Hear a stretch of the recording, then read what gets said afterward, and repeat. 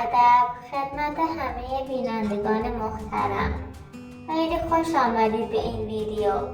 امروز قرار است درباره یکی از کانال‌های جمشید صحبت کنیم.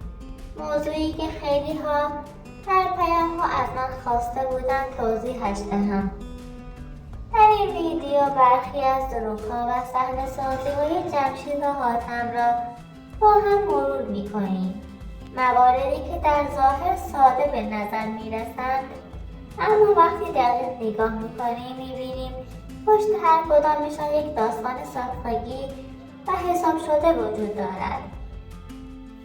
در طول ویدیو چند بخش مهم را ترجمه کرده ایم تا شما دقیق‌تر متوجه شوید و گفته‌ها را ببینید از چیزهایی که در ظاهر پنهان شده اند. سعی کرده ایم همه چیز را واضح و روان بدون بزرگنمایی توضیح دهیم تا خودتان بتوانید قضاوت کنید.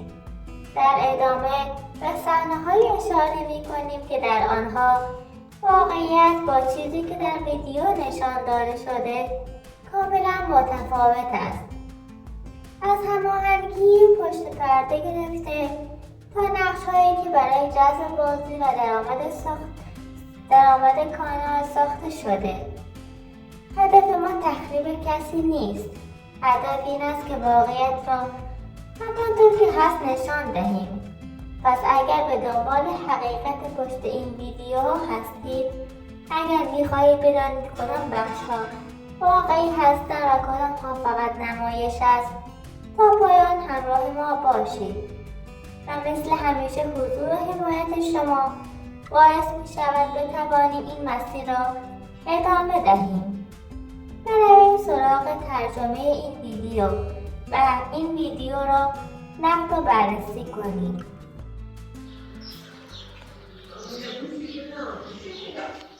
من تا جمع‌کوی نشون تو با چند روز پیش من طبقه بالا ماشین بازشویی رو نصب کردم. یکی بر یه والفی بیلیش بستنش بی یه دونه لارم بالا نشون دیدم یه دونه تصویه کن بی ایما اینو نبیم بیشکن نبیم یه روز نبیم او از داخل طبقه بالا مثل رودخونه اینقدر او زیاده بی داخلش که کل کابینته نو زندگی او گیرو اونها گیرو گیره تو چی چیزه گیرو این فرش کامل خیسه این یکی نظر بی خیلی بگو بی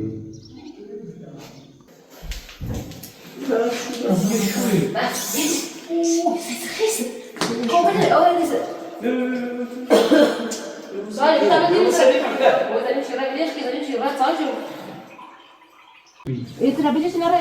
E menina, desce. Deixa não. Para qual?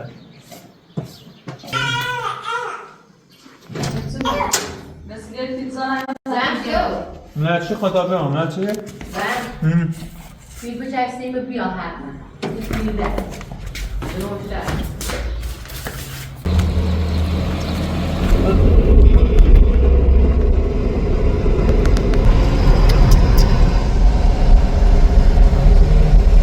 این فامیل مونه که بنده خدا خود چیه این ماشینه وقتی طرف اصلا ازدواج میکنه بچه این میره ناکامش کن زمان ناکام این ماشین لیتوری درستی کنن سی شد ماشین عروس با تم مشکی درست کنه برین داخل مراسم شد بعد از اون خایسپوریه مراسم خایسپوریه عمره دوی من بعد از اون با حتما بریم فامیل هم بکنه فامیل از نیکی در ادامه ویدیو جمشید ادعا می‌کند که به خاطر یک اشتباه ساده کل ساختمان را آب گرفته و دلیلش هم این بود که نتوانسته ماشین لباسشویی را به درستی نصب کند.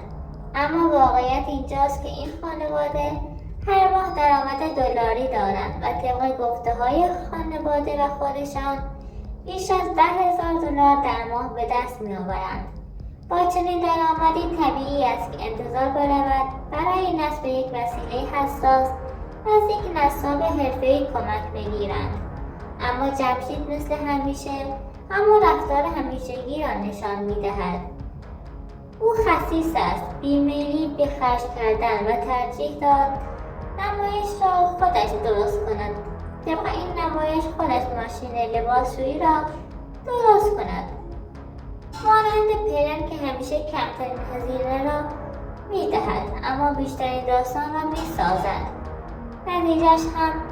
نتیجهش هم همین می شود. یک اشتباه ساده، یک خسارت بزرگ و بعد هم یک روایت احساسی برای جلب توجه در بخش دیگری از ویدیو به وجود می آورند. و جمشید در حال رانندگی است و چندین ماشین را می بیند که با گل تزئین شده اند. او شروع می کند به صحبت درباره نوجوانی از اقوامشان که از دنیا رفته و خانواده هنوز درگیر غم و ناراحتی آن اتفاق هستند. جمشید توضیح می دهد که این جوان سن زیادی نداشته و ازدواج هم نکرده بود.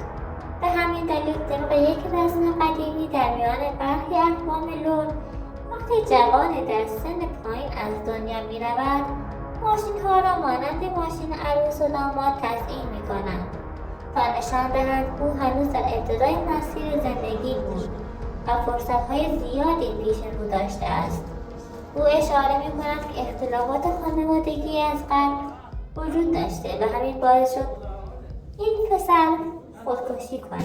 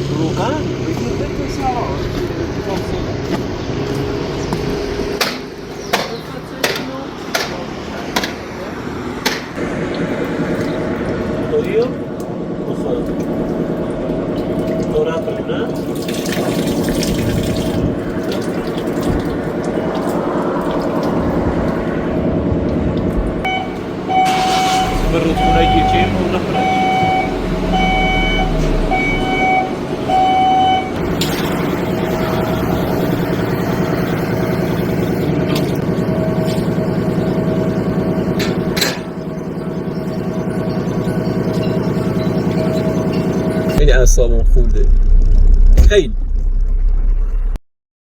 ماشین نابود شده. در ادامه ویدیو جمشید میگوید که به خاطر خراب شدن ماشین لباسشویی ناراحت است و کل خانه و ساختمان دچار مشکل شده است. واقعیت اینجاست که خودش مقصر اصلی این اتفاق است. خانواده‌ای که هر ماه از یوتیوب درآمد دلاری دارند و طبق گفته‌های خودشان می‌توانند با درآمد یک ماه 3 خودروی 0 کیلومتر بخرند، چطور نمی‌توانند یک نصاب حرفه‌ای را بیاورند و یک وسیله حساس را درست کنند؟ این رفتارها دقیقاً همان الگوی همیشگی است. پول زیاد اما خرج کردن صفر، درست مثل پرن که همیشه خود را فقیر نشان میداد. اما پشت پرده درآمدهای سنگینی هم دارند. موضوع فقط ماشین لباسشویی نیست. جمشید و خانواده‌اش بارها گفتند که عبور از رودخانه برایشان سخت است و ماشین‌ها آسیب می‌بینند. اما سوال اینجاست، وقتی درآمدشان آنقدر زیاد است چطور نمی‌توانند هر ماه آن بخش را ذخیره کنند و یک پول برای رفت و آمد بسازند؟ در حالی که این خانواده با درآمد یوتیوب می‌توانست به تنهایی هزینه ساخت خود را بدهد و مشکل را برای همیشه حل کنند. اگر من جای جمشید بودم با همان درآمدی که یوتیوب به دست می‌آورند اولین کاری که می‌کردم ساختن یک پل محکم بود تا عبور از رودخانه را راحت کند و جلوی اتفاقات بدتری را بگیرد. این کار هم به نفع خودشان بود و هم به نفع مردم روستا. نکته جالب اینجاست که با وجود این همه درآمد حتی یک کارگر هم استخدام نمی‌کنند. تمام کارهای دامداری، حمل بار، جابجایی و سایر کارهای سخت را خودشان انجام می‌دهند. پولی که دارند را خرج نمی‌کنند، اما در ویدیوهای خود را فقیر نشان می‌دهند تا احساسات مخاطب را جلب کنند. در این ویدیو ما این تناقض‌ها را بررسی می‌کنیم و بخش‌هایی از صحبت‌های جمشید را ترجمه کرده‌ایم تا دقیق‌تر ببینید چه چیزهایی گفته می‌شود و چه چیزهایی پشت پرده پنهان می‌مانند. پس تا پایان این ویدیو همراه باشید تا تصویر واضح‌تری از واقعیت داشته باشیم و بریم سراغ ادامه این ویدیو. راست اعصاب مصاب تعطیل احتمال درگیری 99%.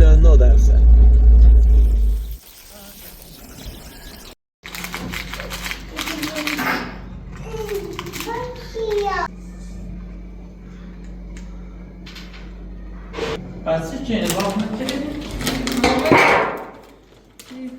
هیچی نیست. Zaraz gideceğim.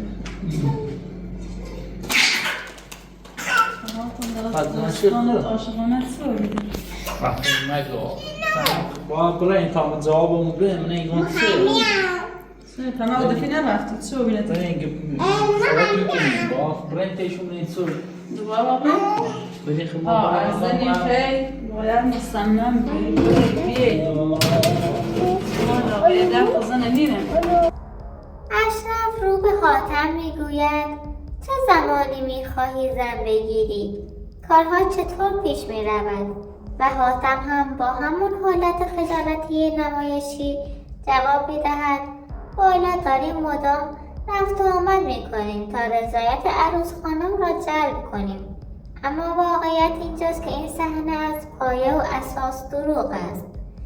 حاتم سالها پیش با شکوفه ازدواج کرده و حتی صاحب فرزند است. هیچ خبری از ازدواج جدید نیست.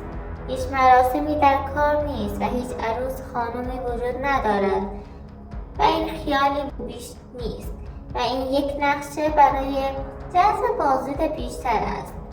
تمام این نمایش فقط برای جذب بازدید بیشتر است و تحریک مخاطب ساخته شده است. پشت این سناریو هم کسی نیست جز جمشید. او این نقش را به حاتم داد و گفت باید طوری رفتار کنی که انگار تازه میخواهی ازدواج کنی. این داستان بازدید میآورد. مردان دنبال این چیزها هستند. حاتم که خودش میدانست ماجرا چقدر غیر واقعی است با خنده گفت یعنی من چند بار باید زن بگیرم؟ شکوفه را باید 2 بار عقد کنم؟ اما جمشید که کاملا جدی بود جواب داد شوخی نکن، همین نقشه را اجرا میکنیم و درآمد خوبی هم به دست میآوریم که بخشی از آن را به تو خواهم داد. و همین شد که حاتم پذیرفت این نقش کاملا ساختگی را بازی کند، نقشی که هیچ ارتباطی با زندگی واقعیش ندارد و فقط برای بردن بازدید بیشتر ویدیو طراحی شده است. این پشت پرده ها نشان میدهد چطور برخی از این ویدیوها با داستان سازی نقش بازی میکنند و فریب میدهند مخاطب ها را. صحنه هایی که در ظاهر ساده اند اما در واقعیت بخشی از یک سناریوی از پیش طراحی شده برای جذب توجه بیشتر هستند. Vallahi böyle bir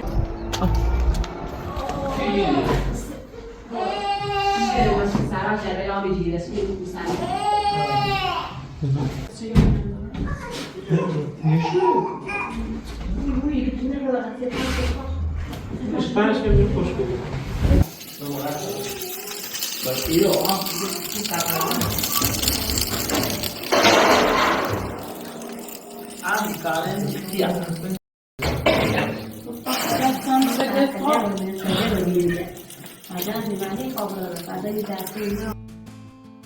دوستان عزیز، ممنونم که تا این لحظه همراه من بودید. همیشه سعی کردم در این کانال صادقانه، روشن، بدون حاشیه با شما صحبت کنم و هر چیزی که میدیدید نتیجه تلاش و زمانی بود که برای شما گذاشتم. همراهی شما باعث شد مسیر سخت‌تر، قابل تحمل‌تر و حتی شیرین‌تر بشه، اما امروز فقط میخواستم چند لحظه وقتتون رو بگیرم و یک خداحافظی کوتاه داشته باشیم. گاهی شرایط طوری پیش میره که آدم مجبور میشه کمی از سرعتش کم کنه، یک قدم عقب‌تر بره و دوباره مسیرش رو تنظیم کنه. برای من هم الان دقیقا همین نقطه است، تا اینکه اینجا رو دوست نداشته باشم. اتفاقا همین جمع یکی از بهترین تجربه های من بود، اما گاهی لازم میشه چند روز یا چند هفته فاصله بگیری تا با انرژی بیشتر برگردی.